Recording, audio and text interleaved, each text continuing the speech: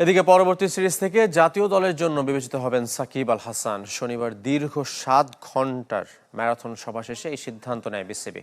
Home and away সিরিজে খেলার সুযোগ থাকছে সাকিবের, তবে যা নির্ভর করবে তার ফিটনেসের উপর।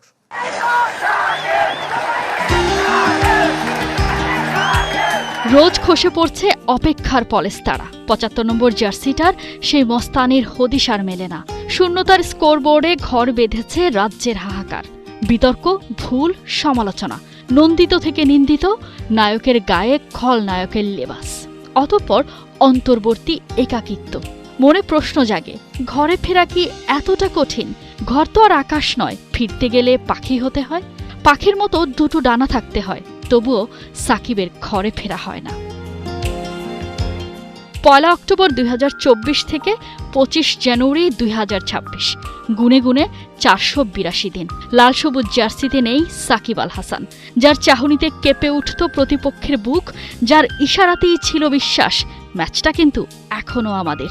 সেই সাকিব আর কখনো কি ফিরবেন প্রিয় আঙিনায়? সাকিবের চাওয়া জানে সবাই, দেশের জার্সিতে আরও একবার খেলে তবেই হ্যাঙ্গারে ঝোলাবেন প্রিয় জার্সিটা। সাকিবের চাওয়াকে পাওয়া করতে মিলে গেছে গ্রিন সিগন্যাল, খুলে গেছে বন্ধ দুয়ার। মহারাজা ফিরবে তার রাজ্যে। ভরা মজলিসে বোর্ড দিয়েছে এমনই আশ্বাস।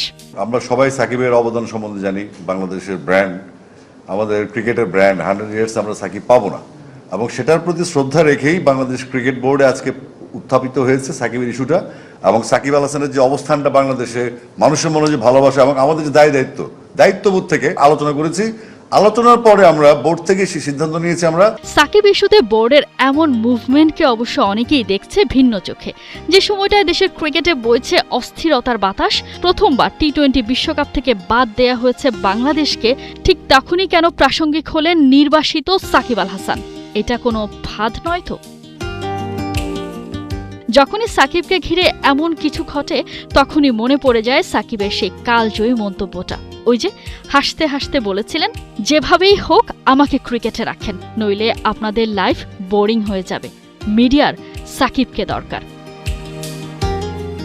শুধু মিডিয়া নয়, একঘেয়ে এই জীবনে সাকিবকে বড্ড দরকার।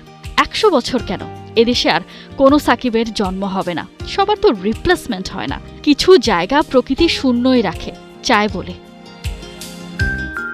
সাকিব, আরও একবার আপনি জিতে গেছেন, প্রমাণ করে দিয়েছেন আপনাকে কাঠগড়ায় দাঁড় করিয়ে দেয়া যায়, কিন্তু অস্বীকার করা যায় না। বিতর্ক যখন তুঙ্গে, তখন আবারও ত্রাতা হিসেবে আবির্ভূত হলেন সাকিব আল হাসান। বিসিবিকে খাতের কিনারা থেকে তুলতেই হয়তো আবারও দেশসেরা তারকার দ্বারস্থ হল বিসিবি। অপেক্ষার প্রহর শেষ।